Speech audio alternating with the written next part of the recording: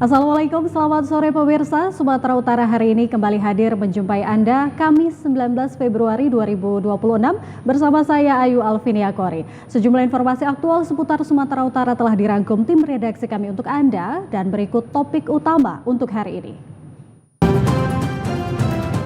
Kodam 1 Bukit Barisan terima 8 set jembatan modular dari Kemham RI.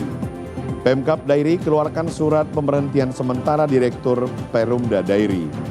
Pelajar SMP hanyut di Sungai Silau ditemukan meninggal.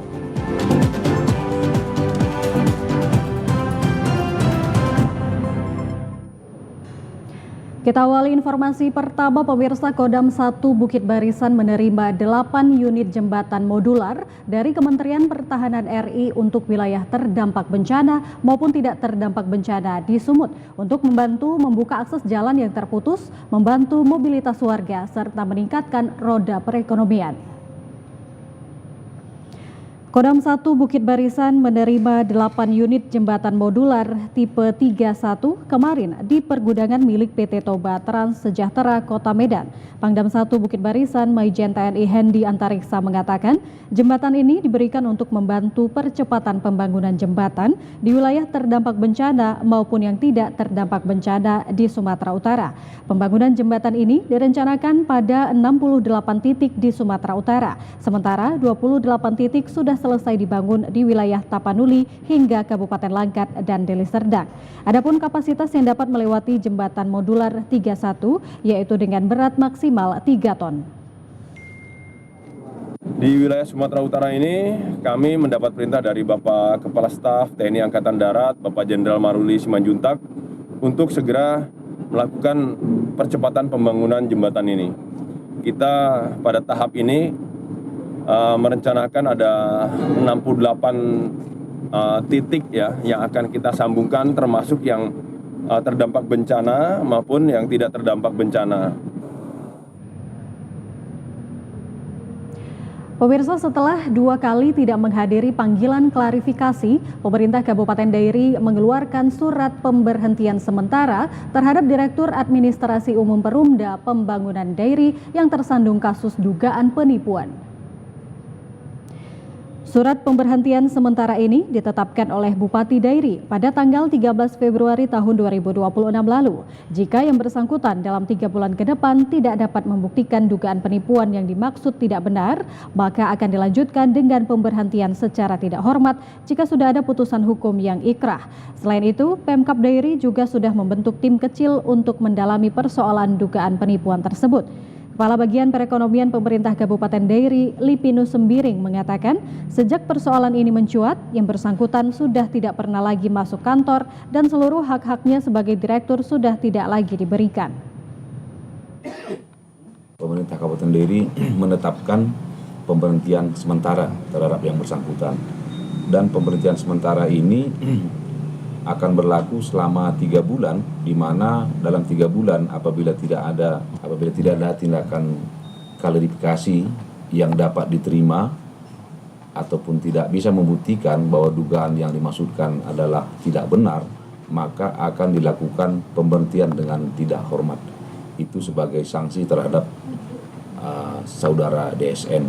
Jadi dalam hal ini pemerintah Kabupaten Dairi menyatakan bahwa tindakan dimaksud adalah tindakan oknum yang merugikan masyarakat sekaligus melakukan pencemaran terhadap nama baik perusahaan yang baru saja digagas untuk berdiri, dan untuk itu diharapkan kepada masyarakat agar mengikuti tahapan penerimaan pegawai yang nantinya akan dilakukan oleh perusahaan apabila sudah tepat pada waktu. Sebelumnya, persoalan dugaan penipuan ini mencuat setelah para korban mendatangi kantor Perumda Pembangunan Dairi dan mempertanyakan surat pengangkatan sebagai pegawai. Korban mengaku dimintai uang sebesar 30 sampai 35 juta rupiah dengan janji akan bekerja di Perumda Pembangunan Dairi. Sementara data dari Direktur Utama Perumda Pembangunan Dairi, Tamrin Pandiangan, mengatakan sudah ada 17 orang yang mengaku menjadi korban. Tim gabungan Basarnas dan Badan Penanggulangan Bencana Daerah BPBD Kabupaten Asahan berhasil menemukan jenazah Muhammad Rizky, pelajar kelas 2 SMP yang sebelumnya dilaporkan hanyut di aliran Sungai Silau, Kota Kisaran, Asahan. Korban ditemukan pada Sabtu lalu setelah dilakukan pencarian intensif selama 3 hari. Muhammad Rizky diketahui merupakan warga Kelurahan Sentang, Kecamatan Kota Kisaran Timur. Korban dilaporkan hanyut saat bermain bersama teman-temannya di aliran Sungai Silau pada Kamis siang. Petugas Basarnas Irfanta Sembiring menjelaskan bahwa korban hanyut ketika bermain rakit bambu bersama teman-temannya. Namun karena derasnya arus, korban terlepas dan hanyut terbawa arus sungai. Setelah dilakukan penyisiran sepanjang aliran sungai, tim gabungan akhirnya menemukan jenazah korban sekitar 100 meter dari lokasi awal korban dilaporkan hanyut. Setelah dievakuasi, jenazah korban langsung diserahkan ke pihak keluarga. Isak tangis keluarga pecah saat jenazah Muhammad Rizky tiba di rumah duka. Pihak keluarga menerima kejadian tersebut sebagai musibah. Sementara petugas mengimbau masyarakat, khususnya anak-anak, agar lebih berhati-hati saat beraktivitas di sekitar aliran sungai. Anak-anak ini berenang bersama rekannya 10 orang dan hanya menggunakan bambu. Mereka hanya menggunakan bambu sehingga anak ini Muhammad Rizky ini terlepas dari bambunya dan hanyut. Tepatnya kita temukan di jembatan Sentang ataupun sekitar 100 meter kurang lebih dari LKP kejadian. Pemirsa, Satuan Reserse Narkoba Polres Mandailing Natal berhasil menangkap 2 bandar narkoba di Pondok Kebun Kelapa Sawit di Kecamatan Natal. Dari kedua pelaku, petugas berhasil menyita barang bukti narkotika golongan 1 jenis sabu dan ganja. Kedua bandar yang diamankan petugas ini sempat berontak dan melawan petugas saat ditangkap. Kedua pelaku ini tak berkutik setelah petugas menggeledah pondok tempat mereka melakukan transaksi narkoba dan menemukan sebuah alat hisap atau bong di dalam pondok yang baru saja digunakan mereka. Di lokasi kebun sawit ini petugas berhasil menemukan barang bukti narkotika golongan 1 jenis sabu dan ganja yang disembunyikan di sela batang pohon kelapa sawit. Barang bukti yang diamankan petugas sebanyak 11 gram sabu yang sebagian sudah dipaketkan dan 7 gram ganja kering siap edar.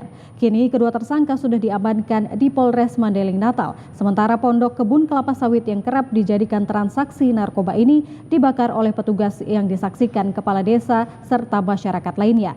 Kapolres Mandailing Natal AKBP Bagus Priandi membenarkan penangkapan kedua pelaku bandar narkoba dan menyita barang bukti narkotika golongan 1 jenis sabu dan ganja dari tangan kedua bandar. Kedua pelaku sudah ditahan di sel tahanan Polres Mandailing Natal.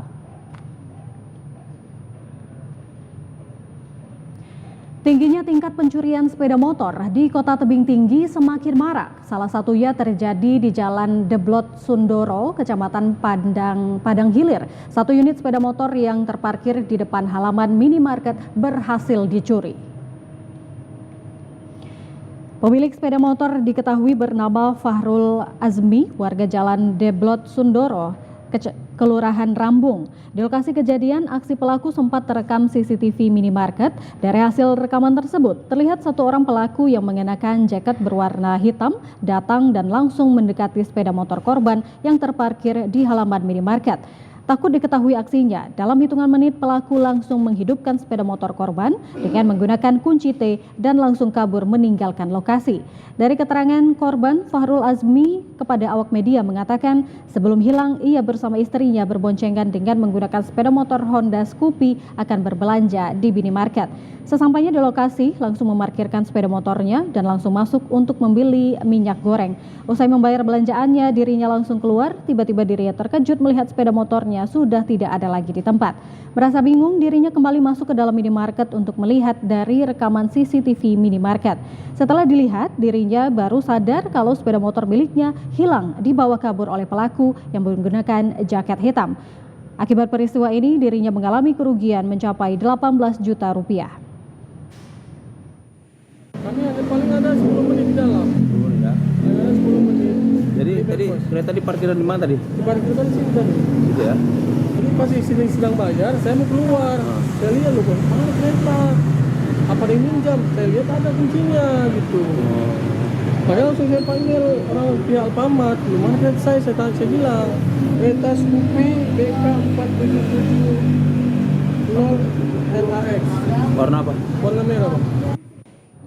Atas kejadian tersebut, dirinya akan membuat laporan kehilangan ke Polres Tebing Tinggi dan berharap kepada kepolisian Polres Tebing Tinggi agar pelakunya secepatnya bisa tertangkap. Pemirsa, informasi aktual lainnya dapat Anda ikuti setelah informasi berikut ini. Tetaplah bersama kami di Sumatera Utara hari ini.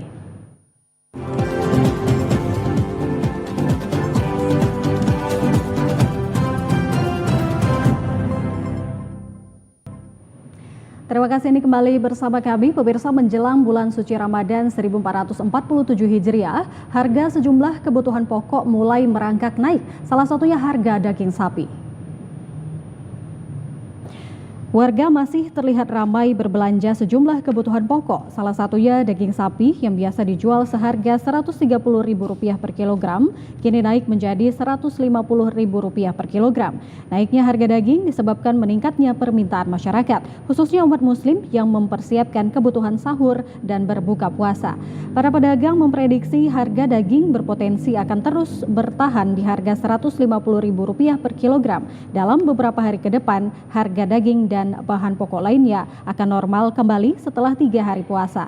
Selain harga daging, harga cabai di sejumlah pasar di Kota Binjai mengalami kenaikan signifikan, seperti cabai merah keriting naik 7,2% atau Rp34.667 per kilogram. Harga tertinggi di pasar Brahrang Rp40.000 per kilogram berdasarkan hasil pemantauan tim gabungan Pemko Binjai. Data rekapitulasi jelang Ramadan, harga tomat naik 5,9% atau Rp12.000 per kilogramnya. Bawang merah lokal naik menjadi Rp32.000 per kilogram. Data ini diperoleh dari sidak tim gabungan Pemko Binjai saat meninjau harga bahan pokok jelang Ramadan di sejumlah pasar. Kadis Ketahanan Pangan dan Pertanian Pemko Binjai Gelora Jaya Ananda menjelaskan, sidak pasar kali ini pihaknya melihat meski terdapat kenaikan pada beberapa komoditas utama, kebutuhan pokok lainnya terpantau relatif stabil, seperti minyak goreng varian premium naik menjadi Rp22.000 per liter, dengan harga tertinggi Rp23.000 per liter di Pasar Kebun Lada.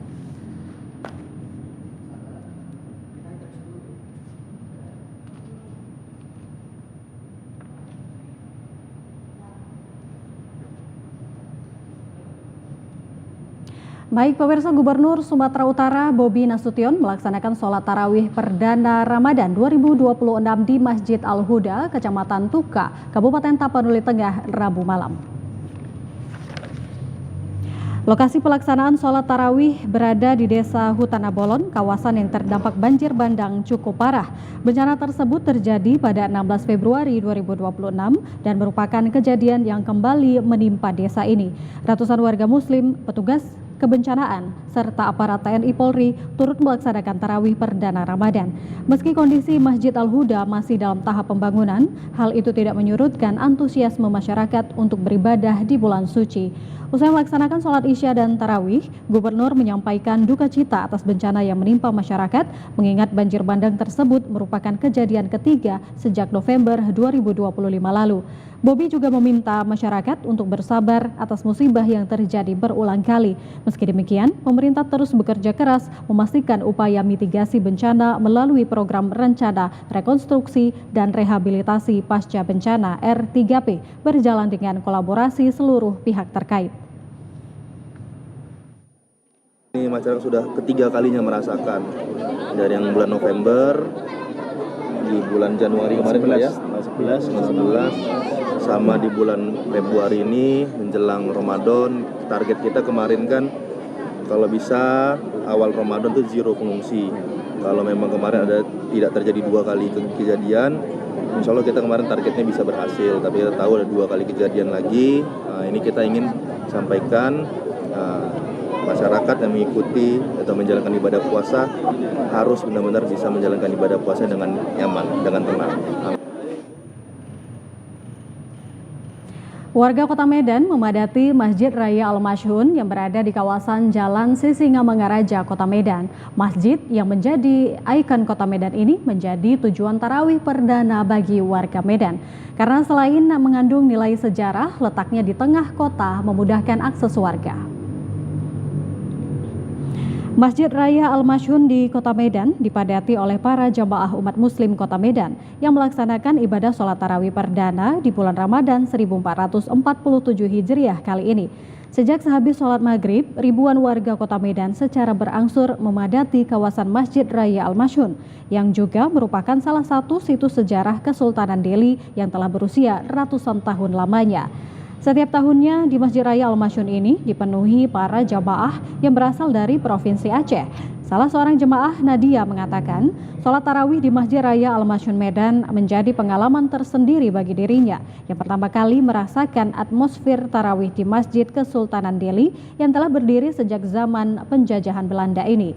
Suasana Kota Medan yang bergeliat ketika bulan Ramadan menjadi pengalaman baru bagi dirinya yang sangat berbeda dengan Provinsi Aceh. Kebetulan baru pindah ke Medan, terus mau ngerasain gitu vibe Ramadan di Medan tuh langsung di Masjid Raya. Ini pertama kali? Iya, pertama kali. Kan biasanya tuh sholatnya di Masjid Raya Baitur Rahman ya, karena selama kuliah di Banda Aceh gitu. Nah terus ternyata memang agak berbeda vibe Ramadan di Medan sama di Aceh. Kalau di Aceh kan semua toko-toko tuh tutup kalau tarawih gitu, tapi kalau di sini masih lumayan nampak aktivitasnya gitu. Ibadah sholat tarawih di Masjid Raya Al-Masyhun dilakukan dengan 20 rakaat tarawih dan 3 witir setelah sholat Isya. Selain itu, Masjid Raya Al-Masyhun juga setiap bulan Ramadan selalu menyediakan bubur sup khas Melayu untuk dibagikan kepada warga Kota Medan saat waktu berbuka puasa. Ya pemirsa, tingginya permintaan kebutuhan pokok pada bulan Ramadan dapat mempengaruhi stabilitas harga. Guna menjaga ketersediaan kebutuhan pokok dan stabilitas harga, berbagai upaya dilakukan Dinas Perindustrian dan Perdagangan Provinsi Sumatera Utara. Dan untuk mengetahui langkah apa saja yang dilakukan, kita telah terhubung dengan PLH, Kepala Dinas Perdagangan dan Perindustrian Provinsi Sumatera Utara, Bapak Yosi Sukmono. Selamat sore, Pak Yosi. Sebentar. Baik. Halo Pak Yosi, dapat mendengar suara kami? Ya, kita akan mengetahui pemirsa seperti apa langkah-langkah dari Dinas Perindustrian dan Perdagangan Provinsi Sumatera Utara untuk dapat mengambil langkah jika terjadi kenaikan harga di bulan suci Ramadan ini. Pak Yosi. Ya, selamat sore pemirsa TVRI. Selamat sore Pak Yosi. Bagaimana kabarnya hari ini Pak Yosi? Sehat, alhamdulillah. Baik, terima kasih sudah meluangkan waktunya. Pak Yosi, memasuki bulan Ramadan kali ini, bagaimana Pak Yosi gambaran dari ketersediaan kebutuhan pokok di Sumatera Utara kali ini Pak Yosi? Baik, terima kasih kepada para pemirsa TVRI Sumut, khususnya kami informasikan bahwa dari data yang kami terima dan kami pantau terus sampai dengan hari ini, ketersediaan barang-barang kebutuhan pokok di Sumatera Utara alhamdulillah masih cukup aman dan terkendali. Tentu ada beberapa komoditas yang patut menjadi perhatian kita bersama ya, yang memang secara produksi juga kurang diproduksi di Sumatera Utara seperti kacang kedelai dan bawang putih. Selain itu seperti beras, minyak, dan barang-barang kebutuhan harian untuk memasak insya Allah dalam kondisi aman dan mencukupi. Baik, berarti keseluruhan masih aman ya Pak Yosi ya. Baik, ya. Ya untuk di bulan Ramadan biasanya yang kita khawatirkan akan ada kenaikan harga seperti itu Pak Yosi. Untuk mengantisipasi kenaikan harga, apa saja nih upaya yang dilakukan Pak? Ya, memang ada kecenderungan ya kalau kita lihat dari trennya situasi bulan Ramadan itu meningkatkan demand ataupun permintaan dari masyarakat terhadap komoditas-komoditas pangan harian ya. Kita senantiasa untuk melakukan kolaborasi bersama-sama dengan para pelaku usaha untuk memastikan suplai, produksi, dan distribusi itu bisa terjangkau ke masyarakat. Selain itu, kami juga melakukan pantauan monitoring baik secara langsung di pasar-pasar dan juga secara sistem ya, bekerjasama dengan Dinas Perdagangan yang ada di kabupaten kota untuk seluruhnya bergerak mencermati dan juga mendeteksi terjadinya potensi-potensi kenaikan harga barang. Selanjutnya kita juga merencanakan nanti akan ada pelaksanaan pasar murah ya, dan juga mungkin nanti ada gerakan pangan murah ya, bekerjasama dengan tim pengendalian inflasi, ada juga nanti Bank Indonesia, Bulog, dan juga dari kabupaten kota dan juga dari Satgas Pangan. Kami secara berkala juga melakukan monitoring pantauan di pasar. Kami juga menghimbau agar para pedagang yang ada di pasar mematuhi harga eceran tertinggi maupun harga acuan ya untuk menjual komoditas masing-masing. Iya, baik. Nah, biasanya Pak Yosi, apa saja kebutuhan pokok yang rawan mengalami kenaikan harga? Ya, saat ini kalau kita lihat data tentu yang biasa dikonsumsi harian ya, seperti beras, minyak, gula, daging ayam, telur ayam itu cukup rentan mengalami terjadinya kenaikan harga. Nah, saat ini untuk kondisi beras ya, dari sisi stok dan harga cukup stabil. Kemudian dari sisi minyak goreng juga demikian. Demikian juga mungkin gula, karena gula dan minyak goreng ini mungkin akan ada kenaikan permintaan ya, sehingga mungkin ada potensi kenaikan harga, tapi kita nanti akan terus melakukan langkah-langkah supaya ini tetap terkendali ya. Baik Pak Yosi. Nah, ini tingginya permintaan kebutuhan ini memang mempengaruhi ya Pak Yosi untuk kenaikan harga. Yeah. Lalu bagaimana Pak Yosi untuk mengantisipasi permintaan yang tinggi namun harga masih dalam kategori wajar begitu Pak?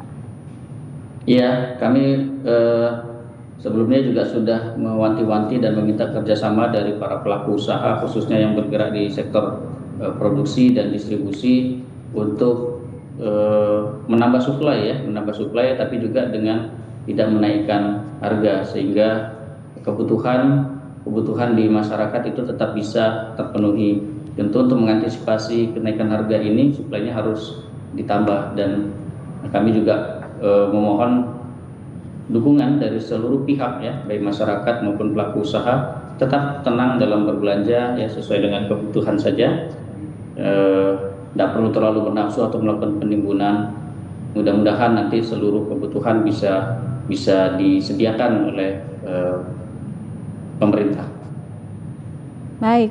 Nah, selain harga begitu Pak Yosi, kenaikan harga di bulan suci Ramadan ini yang menjadi kekhawatiran juga adalah penimbunan begitu ya Pak Yosi ya, penimbunan kebutuhan pokok di bulan suci Ramadan. Bagaimana Pak Yosi untuk mengantisipasi dan langkah apa saja yang dapat dilakukan Pak Yosi mengantisipasi penimbunan kebutuhan pokok di masyarakat? Ya, ada beberapa hal yang perlu kita cermati nantinya ya, selain mungkin ada penimbunan, kemudian ada permainan harga berkaitan dengan stok dan lain-lain.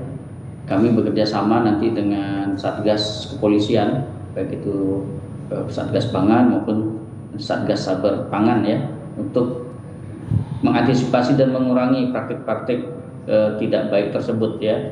Ada harga yang terlalu tinggi atau tidak sesuai dengan ketentuan, kemudian juga mungkin penimbunan di beberapa titik ya, yang nanti secara berkala kami akan lakukan langkah-langkah bersama dengan tim Satgas Pangan dari Polda untuk bisa memastikan tidak terjadi ataupun meminimalisir kasus-kasus kecurangan yang terjadi.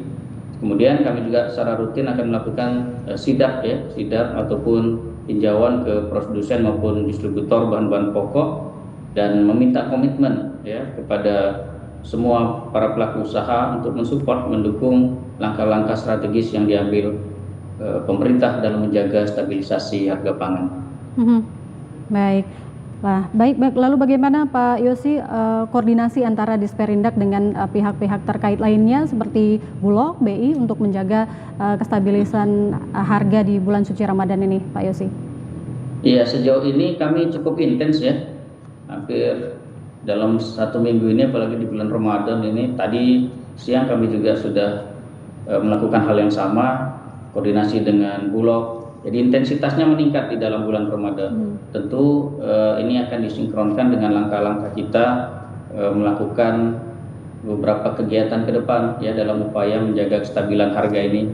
Ya, bekerja sama nanti dengan pihak Bulog, bekerja sama dengan Bank Indonesia, dengan Satgas Pangan, dengan tim pengendali inflasi baik yang di tingkat provinsi maupun tingkat kabupaten kota, dan juga para pelaku produsen distribusi. Jadi semua bekerja dengan peran masing-masing yang nantinya kita harapkan ini akan satu bentuk kolaborasi yang positif untuk menjaga kestabilan harga pangan. Baik, Pak Yosi, bagaimana pesan dan harapan Pak Yosi kepada masyarakat dan juga para pedagang khususnya, Pak Yosi? Baik, kepada masyarakat kami menghimbau tetap tenang dalam berbelanja, tidak perlu panik buying, belanja sesuai kebutuhan. Kita meyakini bahwa seluruh kebutuhan masyarakat akan mampu bisa kita penuhi. Kemudian mendukung juga langkah-langkah pemerintah dalam melakukan monitoring dan keterjangkauan akses terhadap komoditas yang tersedia. Dan kepada para pedagang kami juga ingatkan kembali, mari kita bersama-sama menjaga kondusivitas selama bulan Ramadan, bisa beribadah dengan baik sampai nantinya pelaksanaan Idul Fitri. Kemudian pada seluruh pihak, bila mana terdapat kecurangan ataupun hal-hal yang tidak baik bisa dilaporkan baik kepada dinas instansi terkait dan juga kepada Satgas Pangan Polisian. Terima kasih. Baik, terima kasih Pak Yosi Sukmono, PLH Kadis Perindustrian dan Perdagangan Sumatera Utara. Selamat sore Bapak. Selamat sore. Baik, pemirsa, kita akan lanjutkan kembali informasi berikutnya. Setelah informasi yang berikut ini kami masih akan kembali, tetaplah bersama kami.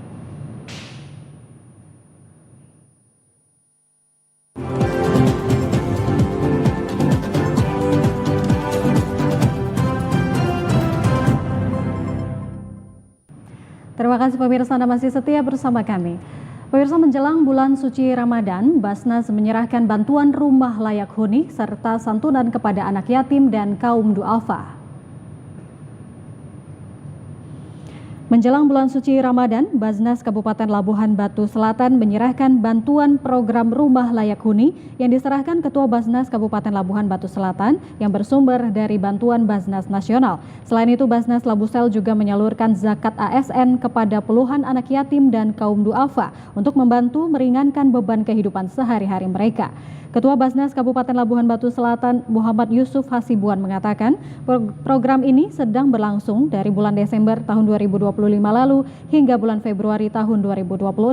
Selanjutnya Basnas Kabupaten Labuhan Batu Selatan juga telah mengusulkan sebanyak 52 rumah untuk mendapat bantuan rumah layak huni dari Basnas. Hari ini kami melaksanakan acara serah terima bantuan rumah layak huni dari Basnas RI sekaligus penyaluran zakat infak sedekah dari ASN Kabupaten Batu Selatan sebanyak 24 penerima manfaat dan 1 unit rumah penerima manfaat, dalam hal ini Bapak Amir Husin. Apa bantuan dari Basnas mendapat bantuan alhamdulillah hasil komunikasi kita dengan pusat sebanyak 4 unit rumah yang tersebar di Kecamatan Silangkitang, Kecamatan Togamba, dan Kecamatan Sungai Kanan. Apakah ke depannya bakal ada lagi seperti ini? Insya Allah kami sudah mengusulkan ada sebanyak 52 unit usulan, mudah-mudahan terrealisasikan untuk semua Labuhan Batu Selatan yang ada di sini. Pemirsa, guna memastikan stok daging ayam aman saat bulan suci Ramadan, tim Subdit 1 Indak Direktorat Reserse Kriminal Khusus Polda Sumatera Utara melakukan inspeksi mendadak di salah satu rumah potong hewan unggas. Tim Subdit 1 Indak Direktorat Reserse Kriminal Khusus Polda Sumatera Utara yang dipimpin langsung Kanit 2 Subdit 1 Indak Direktorat Reserse Kriminal Khusus Polda Sumatera Utara, AKP Indah Handayani yang didampingi pihak manajemen langsung melakukan pemantauan produksi, mulai dari proses pembersihan ayam sampai dengan proses pendistribusian daging ayam. Sidak ini dilakukan untuk memastikan kondisi stok ayam di Sumatera Utara tetap terjaga menjelang meningkatnya kebutuhan masyarakat saat Ramadan. Dengan sidak ini, Satgas Pangan Polda Sumatera Utara juga memastikan stabilitas pasokan dan harga bahan pokok, khususnya komoditas ayam, sehingga masyarakat dapat menjalankan ibadah Ramadan dengan tenang tanpa kekhawatiran terhadap ketersediaan pangan. Pengawasan akan terus dilakukan secara berkala guna memastikan distribusi tetap lancar dan harga tetap dalam batas kewajaran di tengah meningkatnya permintaan saat Ramadan dan Idul Fitri. Kalau dilihat dari hasil pengecekan untuk stok sampai dengan menjelang Lebaran masih aman, stabil. Untuk harga, kalau di ayam masih utuh dari kandang itu di harga 26.500. Dan untuk sampai di hotel, restoran itu udah sampai 40. Gitu. Tapi masih batas normal. Kalau untuk stok ayam aman. Sampai dengan menjelang Idul Fitri kita lihat sendiri tadi semuanya masih aman. Para pelaku wisata di Desa Lumban Binanga, Kecamatan Lagu Boti, kembali menyampaikan harapan kepada pemerintah Kabupaten Togba agar segera membangun fasilitas pendukung objek wisata di wilayah mereka. Aspirasi ini tidak hanya terkait infrastruktur, tetapi juga kebutuhan peningkatan kapasitas sumber daya manusia setempat.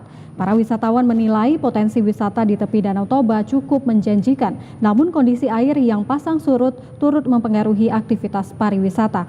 Salah seorang pengelola objek wisata, Sihar Hutajulu, mengatakan bahwa mereka berharap ada pembangunan dermaga kecil, talut pengaman, serta penataan kawasan yang disesuaikan dengan kondisi air danau sehingga wisata tetap berjalan meski terjadi pasang surut air. Selain itu, masyarakat juga berharap adanya pembinaan dari pemerintah daerah dalam bentuk pelatihan pemandu wisata, pengelolaan homestay, kebersihan lingkungan, hingga pengembangan UMKM seperti kuliner khas dan kerajinan lokal. Dengan adanya perhatian serius dan langkah konkret dari pemerintah daerah, potensi wisata yang dimiliki desa dapat berkembang secara berkelanjutan tanpa mengabaikan kondisi alam Danau Toba.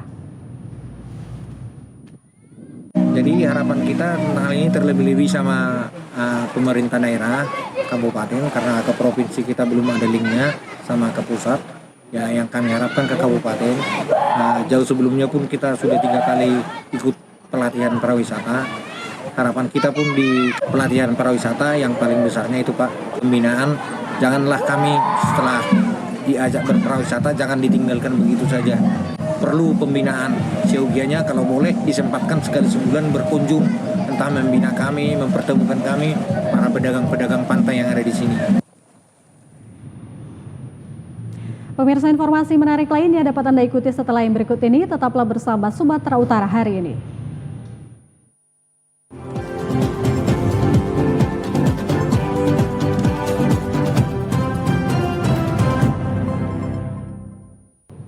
Terima kasih pemirsa, Anda kembali bersama kami. Pemirsa, untuk mengetahui bagaimana situasi arus lalu lintas di sejumlah persimpangan di Kota Medan, kita akan melihat laporan dari petugas Sisirum Dinas Perhubungan Kota Medan berikut ini. Selamat sore, saya Estu dari Sisirum ITS Dinas Perhubungan Kota Medan akan melaporkan berita terkait kondisi arus lalu lintas yang sering menjadi masalah utama bagi para pengguna jalan di kota besar di Indonesia. Tidak terkecuali di Kota Medan saat ini. Untuk melihat langsung kondisi terkini, saya akan melaporkan situasi arus lalu lintas yang terjadi di beberapa titik persimpangan Kota Medan yang terpantau oleh CCTV kami. Pertama, kita menuju ke simpang Jalan Gatsu Sei Kambing. Terpantau situasi arus lalu lintas yang datang dari arah Gatsu mengalami kepadatan volume kendaraan yang mengakibatkan melambatnya kecepatan kendaraan yang melintas di simpang tersebut. Selanjutnya kita pindah ke simpang Jalan Juanda Katamso. Terpantau kondisi arus lalu lintas yang datang dari arah Juanda mengalami kepadatan kendaraan. Personil Dinas Perhubungan tetap melakukan pengaturan arus lalu lintas guna untuk mengurai kemacetan dan antrian kendaraan yang semakin panjang. Kemudian kita melaporkan situasi arus lalu lintas simpang Jalan Kejaksaan S. Parman. Terpantau kondisi arus lalu lintas yang datang dari arah Es Parman, kendaraan sedikit memadat yang mengakibatkan melambatnya arus lalu lintas dan diprediksi akan semakin memadat saat memasuki jam pulang kerja. Selanjutnya kami berpindah ke simpang jalan Tamrin Sutrisno. Arus lalu lintas terpantau ramai lancar. Kami tetap menghimbau kepada seluruh pengguna jalan untuk selalu berhati-hati dalam berkendara. Tetap utamakan keselamatan daripada kecepatan. Tetap patuhi rambu-rambu dan marka jalan yang ada, serta lengkapi surat-surat kendaraan Anda. Demikian kami laporkan situasi arus lalu lintas sore ini langsung dari Sisirum ITS Kota Medan. Demikian saya kembalikan studio TVRI Sumatera Utara, Jalan Putri Hijau, Medan. Baik pemirsa, dan berikut informasi perakiraan cuaca di sejumlah daerah di Sumatera Utara dari Badan Meteorologi, Klimatologi, dan Geofisika Wilayah 1 Medan berlaku pada esok Jumat 20 Februari 2026.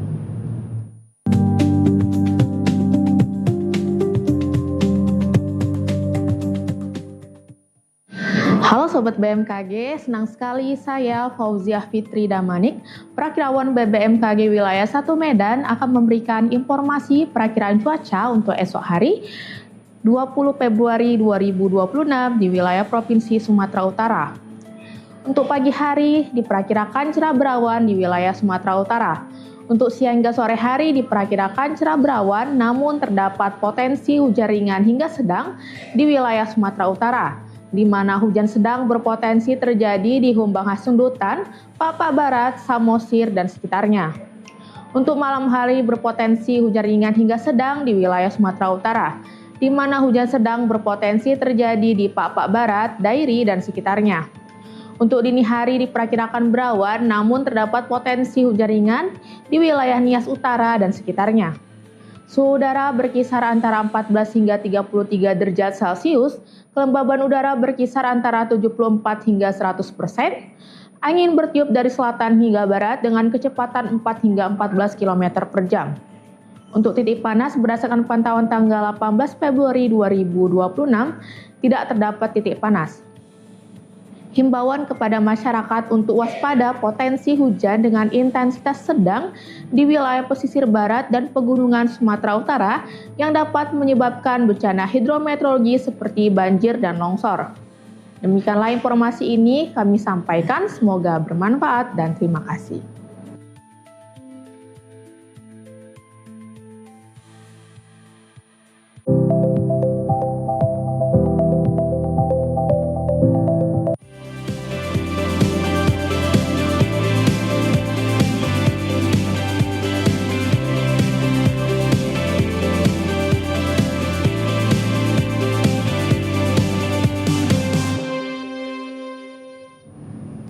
Pemirsa, pemerintah Kabupaten Biren menyalurkan 90 ekor sapi megang untuk masyarakat, terutama warga yang terdampak banjir. Bantuan senilai lebih dari 2,2 miliar rupiah itu didistribusikan ke 90 kampung terdapat banjir di 10 kecamatan. Sebanyak 90 ekor sapi bantuan pemerintah Kabupaten Biren disalurkan kepada masyarakat sebagai bagian dari program bantuan megang. Penyaluran ini dilakukan setelah pemerintah setempat menerima dana megang dari pemerintah pusat senilai lebih dari 2,2 miliar rupiah. Sapi-sapi ini diperuntukkan bagi warga di 90 kampung yang terdampak bencana banjir pada November tahun lalu yang tersebar di 10 kecamatan. Setiap kampung mendapatkan 1 ekor sapi untuk dibagikan kepada masyarakat. Bantuan ini diprioritaskan bagi warga yang terdampak bencana banjir. Pemerintah berharap penyaluran sapi megang ini dapat membantu meringankan beban masyarakat serta memenuhi kebutuhan daging menjelang Ramadan. Kita ada ditransfer uang dari pemerintah pusat, dari informasi Presiden, sejumlah 2 miliar 200. Uang itu diperuntukkan untuk pembelian lembu untuk megang sekitar 10 kecamatan yang berdampak, dan alhamdulillah semua kecamatan dapat. Dan lembu yang kita siapkan insya Allah satu desa yang terdampak lebih kurang ada 90 desa lebih mendapat 1 ekor lembu.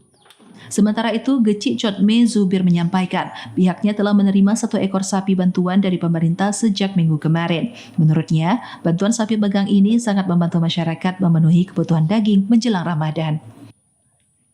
Terima kasih kepada Bapak Presiden Prabowo Subianto yang telah menyumbangkan sapi megang untuk Provinsi Aceh, khususnya kepada masyarakat yang kena dampak daripada bencana hidrometeorologi yang terjadi pada tanggal 26 November tahun 2025.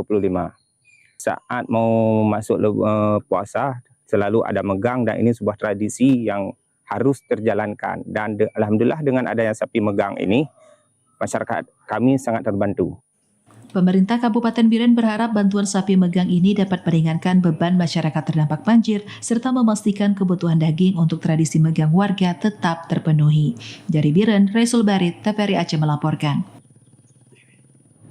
Memasuki bulan suci Ramadan, pemerintah Kabupaten Bangka Tengah memastikan pelayanan kepada masyarakat tetap berjalan optimal meski terdapat penyesuaian jam kerja bagi aparatur sipil negara atau pegawai. Pelayanan publik khususnya di puskesmas dan rumah sakit tetap menjadi prioritas. Memasuki bulan suci Ramadan, pemerintah Kabupaten Bangka Tengah melakukan penyesuaian jam kerja bagi ASN. Meski jam kerja lebih singkat dan waktu pulang lebih awal, pelayanan kepada masyarakat diminta tetap berjalan maksimal. Bupati Bangka Tengah Al-Ghafri Rahman meminta seluruh ASN untuk tetap menjaga profesionalitas dan tanggung jawab, terutama dalam memberikan pelayanan kepada masyarakat, khususnya di puskesmas dan rumah sakit.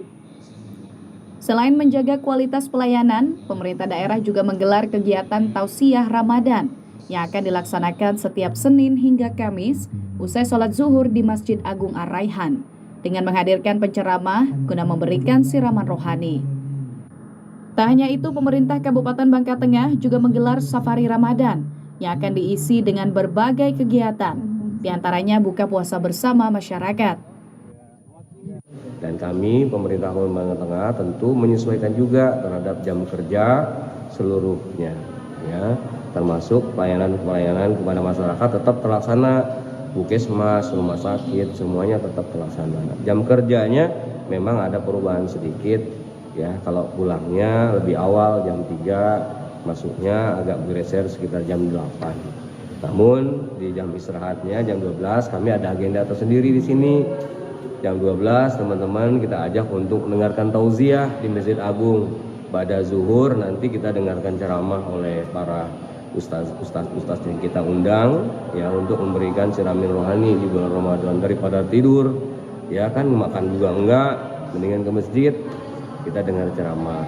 Selain itu juga ada acara buka bersama nanti di antara kami pemerintah daerah dengan masyarakat, dengan tokoh-tokoh masyarakat yang ada di Kabupaten Bangka Tengah. Pemerintah Kabupaten Bangka Tengah berharap bulan suci Ramadan menjadi momentum untuk tetap meningkatkan kualitas pelayanan sekaligus memperkokoh nilai-nilai spiritual dalam pengabdian kepada masyarakat. Dari Bangka Tengah, Sela Gustika, TVRI Bangka Belitung melaporkan. Ya pemirsa, informasi tersebut sekaligus menutup perjumpaan kita dalam Sumatera Utara hari ini. Mewakili seluruh kerabat kerja yang bertugas, saya Ayu Alvinia Kori mengucapkan terima kasih atas perhatian Anda. Selamat sore, sampai jumpa.